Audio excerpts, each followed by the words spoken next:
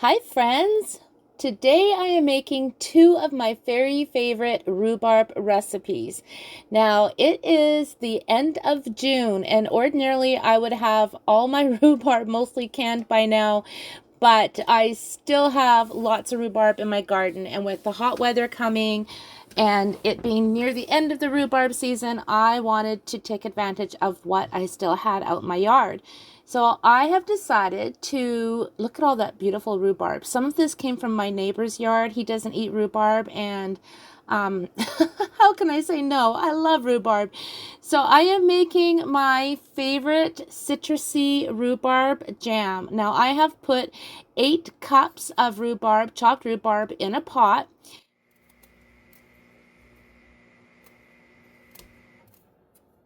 Next, I'm taking some fresh ginger. I find fresh ginger makes all the difference in the world, and I'm just peeling it with a spoon. So this is a new little trick for you. Give it a whirl because it works like a hot damn.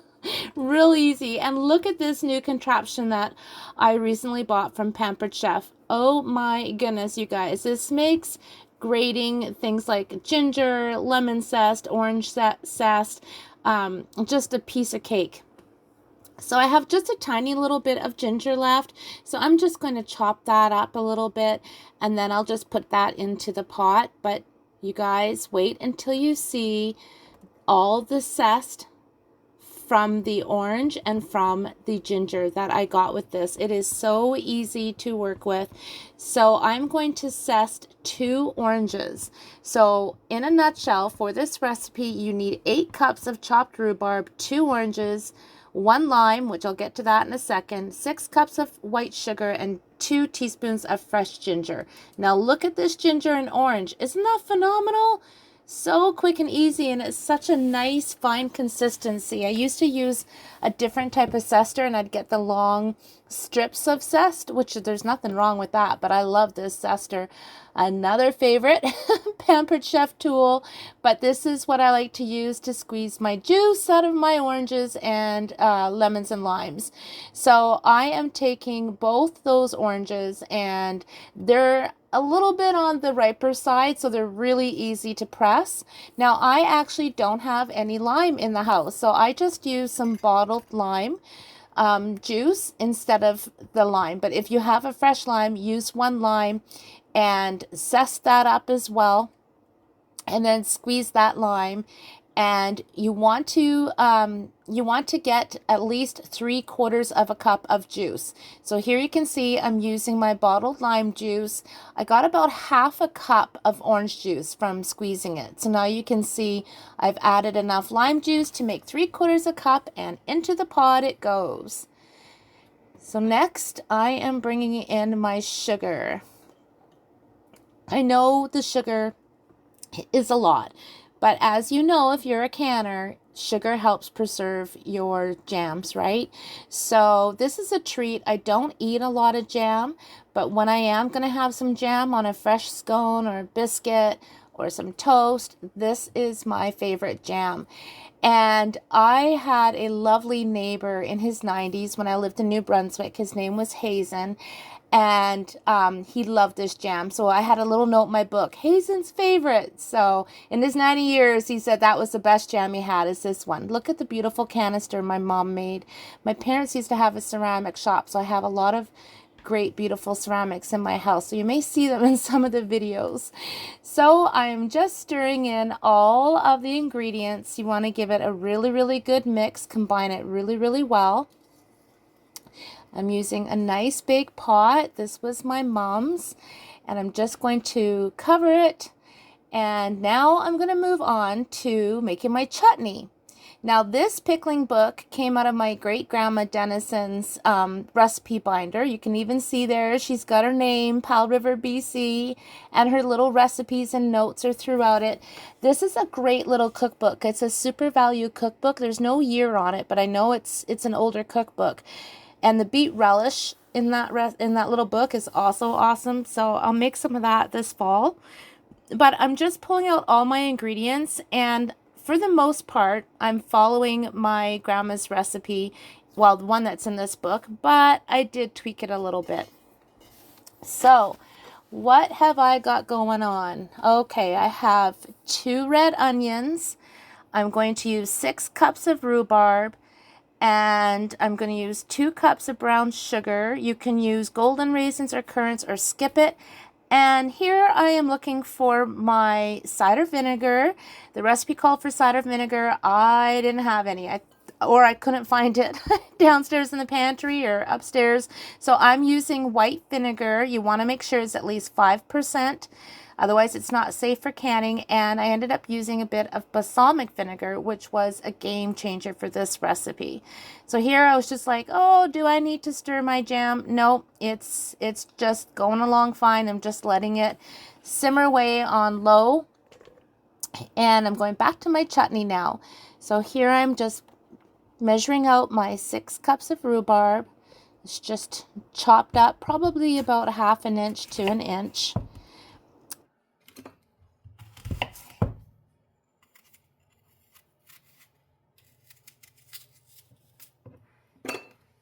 I had half an apple in the fridge. I do like to put apple in our fresh green salad sometimes.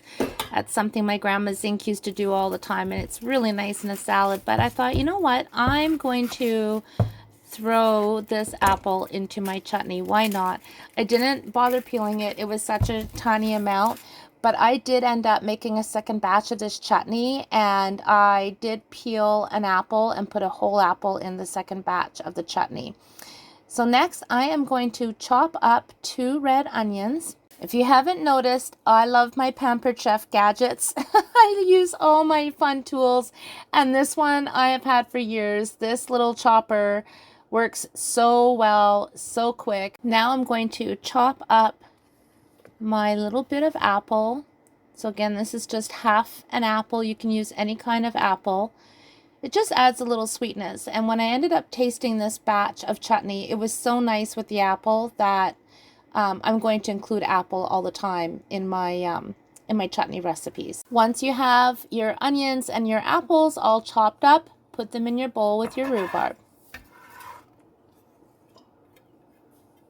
Now it's time to add the seasonings. I am using my pink Himalayan salt, sea salt, and I am putting in 2 teaspoons. Next, I'm putting in brown sugar. You want 2 cups of brown sugar. Now, I wasn't sure if I should pack it down or not, so I did lightly pack it down. If you use a darker brown sugar, you're going to get a deeper, richer, caramelized type flavor. I only had the yellow brown sugar, so that's what I used, and that was fine. I also didn't have any golden raisins, which is what I normally use in my chutneys, but I did have currants, and I needed to use them up. So I added 1.5 cups of currants. If you don't care for currants, don't put them in. And a little bit of pepper. I put in about 1/2 teaspoon. You can put up to a full teaspoon if you like. Some dry mustard, and I put in 1/2 teaspoon of dry mustard. Now I'm putting in just a pinch, about 1/4 teaspoon of cayenne, and then I thought, well, that seems pretty lame. I'm going to put in about another 1/4 teaspoon. A good squirt of Dijon, about a good teaspoon. Next, a little bit of nutmeg, and I'm putting in about 1/2 teaspoon of nutmeg. Cinnamon, 2 teaspoons of cinnamon. And make sure you use good, fresh ingredients, you guys. I love my Watkins. Watkins spices, I think, are amongst the best. But make sure you use spices that aren't old and stale. So if you're not sure, get some fresh bags or containers of your spices.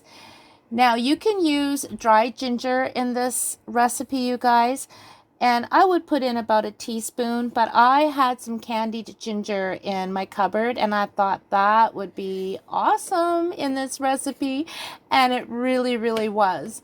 You could certainly put both dry and candied ginger in your chutney, or even fresh ginger. You can't go wrong. Next, I'm putting in just a little bit of cloves, 1/2 teaspoon of dry cloves. You know, cloves can be really overpowering, so better to add a little bit than add too much. So that's barely 1/4 teaspoon. Now I'm adding my white vinegar. I'm adding 1 cup of white. You can also use cider vinegar. And now half a cup of balsamic vinegar. And I honestly think that this is one of the key elements that makes this chutney so divine, because of course with balsamic you have that beautiful richness and yet that sweet, tangy flavor with the balsamic vinegar. And it just, oh my gosh, it's so good. If you have cider vinegar, you could use all cider vinegar. So you would use 1.5 cups of your cider vinegar. So that's what you want, friends, a total of 1.5 cups of your vinegar. Look at this jam. It's coming along so nice. So I'm just giving it a good stir, making sure all of that sugar is dissolved, scraping it off the sides. Plus, when you put the lid on your pot, it helps get all the sugar that's on the side of your pot dissolved.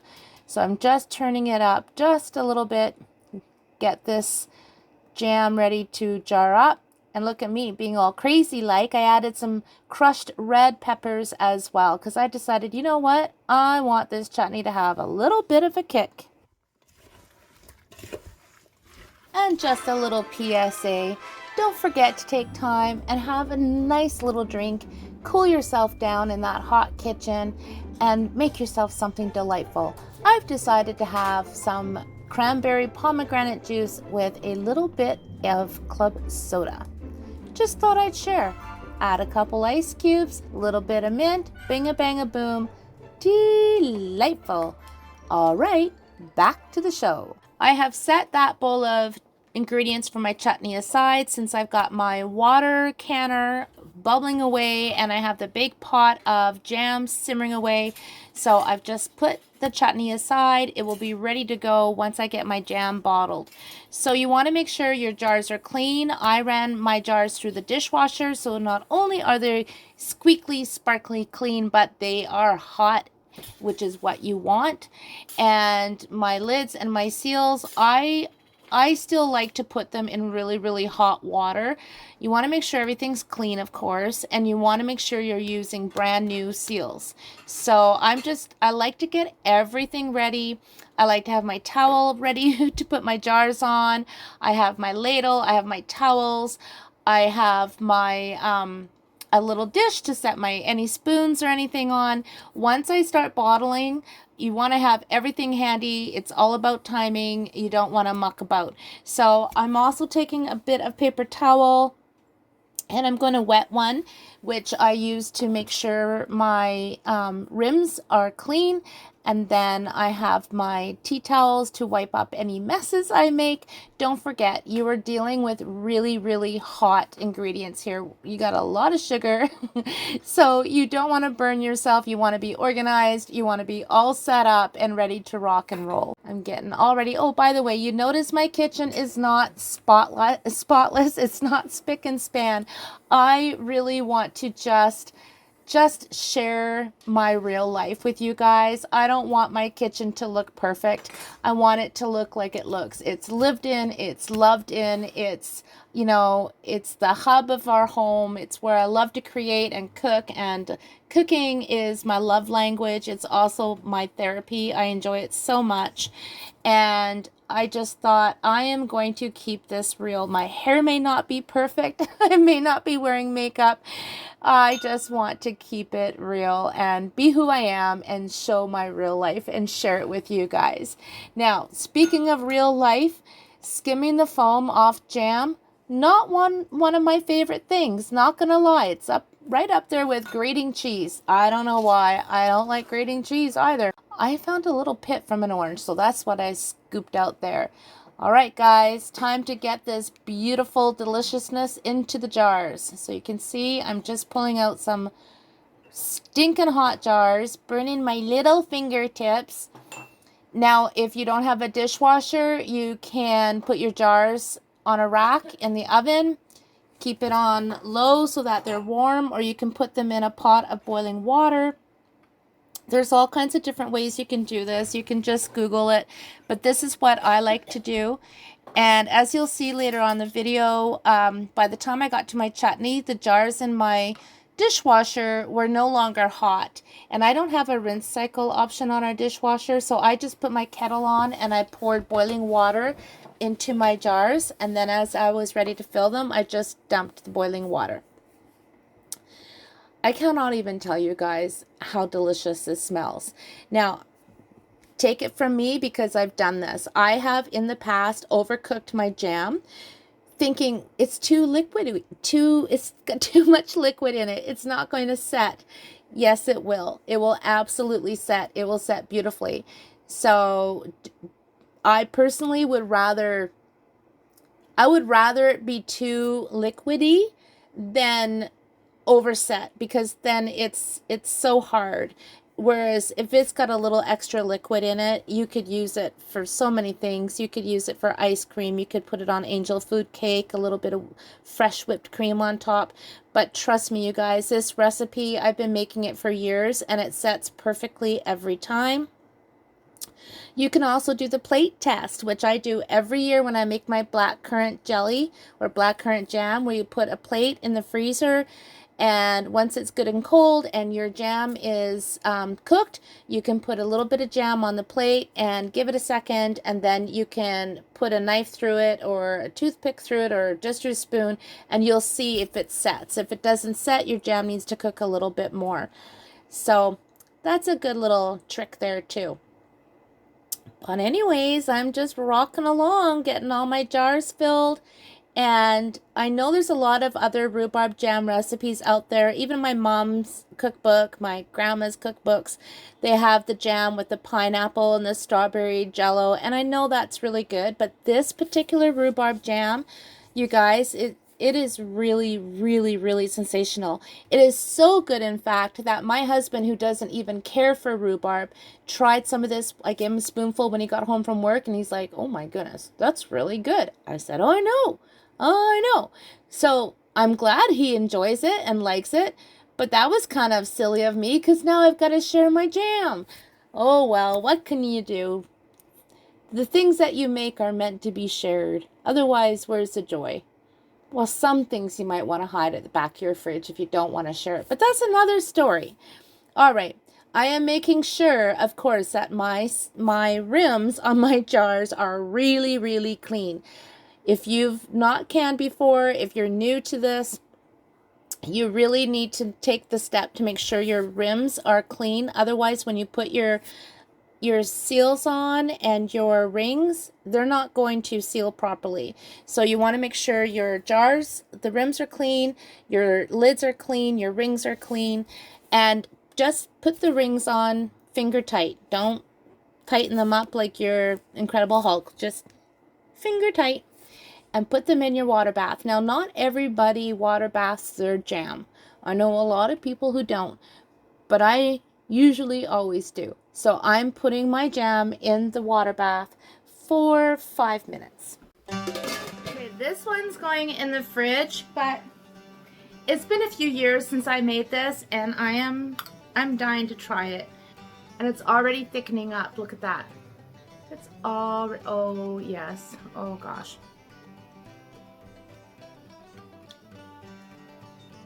Guys,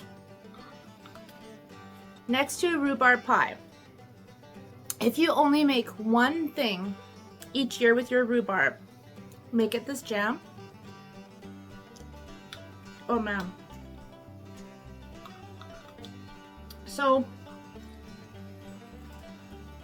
I have rhubarb left after this chutney, right? And I thought, well, we'll make that rhubarb relish. Maybe I'll make some vanilla rhubarb jam with the Earl Grey tea, which is also really good. I made that. Nope. I am making this. It is the most amazing. Like, guys, I can't stop eating it. There's my sugar rush for the day. It is phenomenal. So that is going to go in the fridge for me. And I'll put the rest of the jars downstairs in my pantry. And yeah, I'm totally making more of this. Gonna get that chutney on the go. I'm not making nothing else. Oh, I was gonna make a vodka, like a liqueur. I'm making more of this. That says a lot, by the way.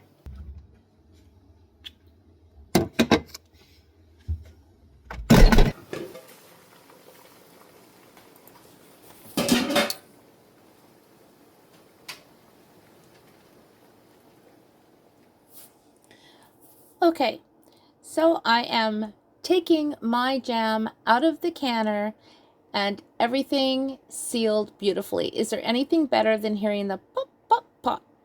So I'm putting my chutney into the same big old pot and I'm going to start simmering that down until it's thick. I'm only going to cook it on medium high just to get it started.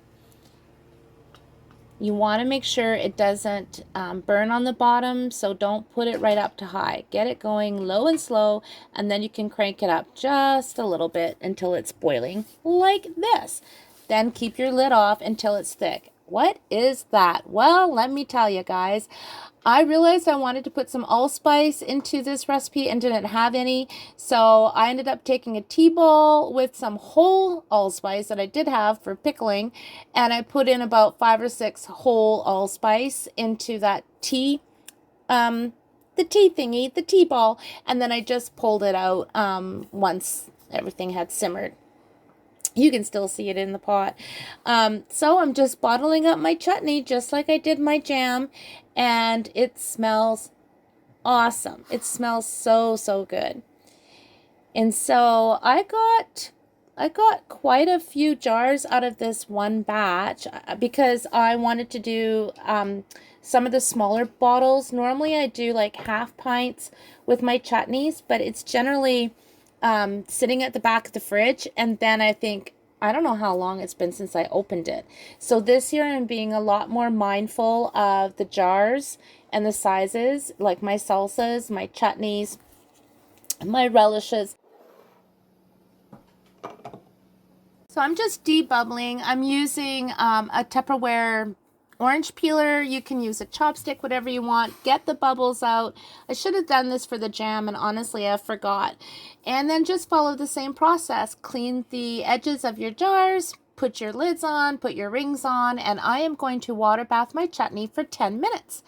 And after I filmed this, the following day, I actually decorated some jars with some tags because I wanted to give some away for gifts. My husband's cousin just got engaged, and she was having a party to celebrate her engagement as well as Canada Day. And then I also wanted to gift some chutney and jam to my sister-in-law, who's amazing, and they both loved their gifts. And this chutney and jam, I'm telling you guys, make wonderful, wonderful gifts. So I did end up making another batch of the same jam and same chutney the same day. So my pantry is now full, and I'm probably going to make some more with the frozen rhubarb I have in my freezer. Okay, I managed to save a little tiny bit out of the pot. So I'm just gonna try it because I want to save a little tiny bit for cheese and crackers.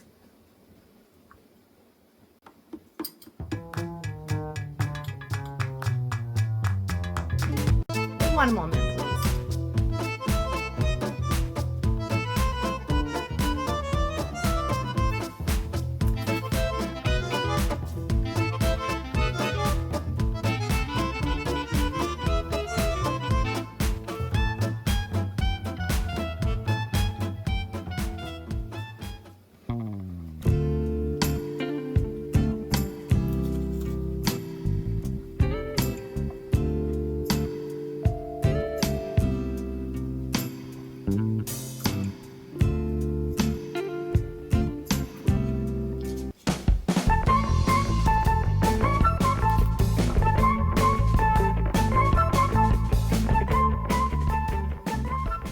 Okay,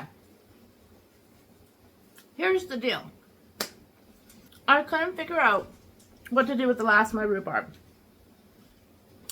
Am I going to make more of that ginger citrus jam that is over the top unbelievable? Or am I going to make more of this chutney, which is over the top unbelievable? Or am I going to take the last of the rhubarb and make liqueur, which Hello? Why wouldn't I? However, I am thinking, especially since I would normally go towards the savory side of things versus sweets. I'm not a huge sweet person. I love my sweets, but if I had to pick between an olive and a piece of cake or something, I would go towards the olives and pickles every time. So, having said that, this chutney with cheese and crackers on a charcuterie board and some nice ice cold white wine with your friends, or even for a little movie night with your husband, or me, myself, and I, and my fur babies, that's the ringer for me. This chutney is over the top, you guys, and I can't even imagine it with like pork and meats and things like that. Would just send everything over the tops. I really hope you guys enjoyed this video. I hope you give these recipes a try. I think you're gonna really love them, and I'd love to hear from you if you've tried them, or if you have a favorite rhubarb recipe. I would love to know, because my rhubarb is one of my favorite things every spring. So thank you so much for watching, you guys. I appreciate you so much. Take care, and I'll see you next time.